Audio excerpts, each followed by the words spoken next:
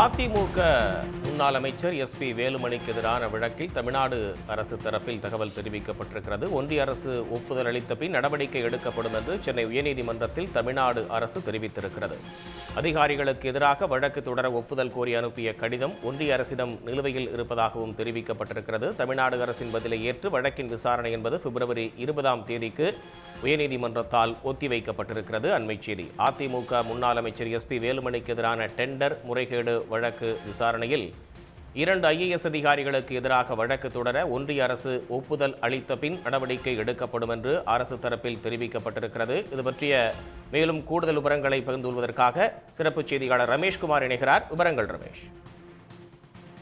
முன்னாள் அமைச்சர் எஸ்பி வேலுமணிக்கு எதிரான 98 கோடி ரூபாய் டெண்டர் முறைகேடு வழக்குல குற்றம் சாட்டப்பட்ட IAS அதிகாரிக்கு எதிராக வழக்கு தொடர மத்திய அரசு அனுமதி பெறுவதில் ஏற்பட்ட காலதாமதத்துக்கான காரணத்தை விளக்கி அறிக்கை தாக்கல் செய்யும்படி தமிழக பொதுப்பணித்துறை செயலாளர், விஜிலன்ஸ் ஆணையர், லஞ்ச ஒழிப்புத்துறை இயக்குநருக்கு சென்னை உயர்நீதிமன்றம் ஏற்கனவே உத்தரவிட்டிருந்தது. அதன்படி பொதுத்துறை செயலாளர் ரீட்டா ஹரீஷ் தாக்கூர், விஜிலன்ஸ் ஆணையர் முனிவாசகன், லஞ்ச ஒழிப்புத்துறை இயக்குநர் அபயகுமார் சிங் ஆகியோர் தரப்புல தனித்தனியே அறிக்கை என்பது தாக்கல் செய்யப்பட்டது. அதுல IAS அதிகாரிகளுக்கு எதிராக வழக்கு தொடர்வதற்கு மத்திய அரசிடம் அனுமதி பெறுவதில் ஏற்பட்ட காலதாமதம் வேண்டும் என்று ஏற்பட்டதல்ல என தெரிவிக்கப்பட்டிருந்தது.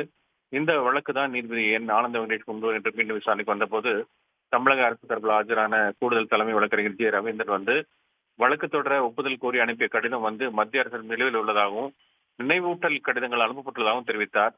பொதுத்துறை வேகமாக செயல்பட்டிருக்க வேண்டும், எந்த அதிகாரியும் பாதுகாக்கவில்லை, அவர்கள் வழக்கில் குற்றவாளி சாட்டப்பட்டுள்ளதாக சேர்க்கப்பட்டுள்ளனர், மத்திய அரசு ஒப்புதல் அளித்த பின் அடுத்த கட்ட நடவடிக்கை எடுக்கப்படும் என்றும் தெரிவித்தார்.